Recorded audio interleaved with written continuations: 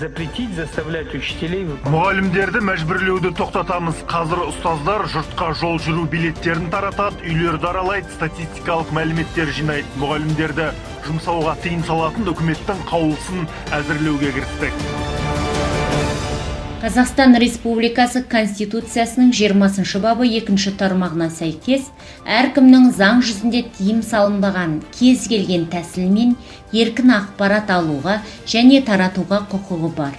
Демек, қандай бұқаралық ақпарат құралдарынан ақпарат алатынын азаматтар өздері анықтайды.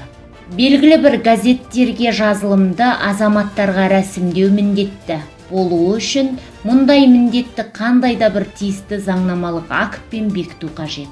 Алайда басылымға жазылу міндеттемесі ешқайда бекітілмеген. Қазақстан Республикасы қылмыстық кодексі жұмыс беруші тарапынан жұмыскердің басылымға жазылудан бас тартқан үшін қандай да бір санкцияларды қолданса, ондай әрекет кемсітушілік сипатында қарастырылып, Қазақстан Республикасы қылмыстық кодексінің 145 бабына сәйкес азаматтардың тең құқықтылығын бұзу болып саналып, қылмыстық жауапкершілікке тартылады. Сондықтан да мемлекеттік мекемелердің, кәсіпорындар немесе жеке меншіктегі ұйымдардың қызметкерлері болсын, бұқаралық ақпараттық құралдардың қандай да бір басылымына мәжбүрлі түрде жаздыруға құқықтық негіздері жоқ.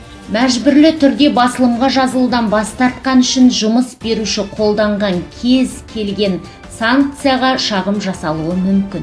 Қазақстан Республикасының еңбек кодексі ешкімді де еңбек құқықтарын іске асыру кезінде шығу тегіне, әлеуметтік, лауазымдық және мүліктік жағдайына, жынысына, нәсіліне, ұлтына, тіліне, дінге көзқарасына, нанымына, тұрғылықты жеріне, жасына немесе дене кемістіктеріне, сондай-ақ қоғамдық бірлестіктерге қатыстылығына байланысты ешқандай кемсітуге жол берілмейді.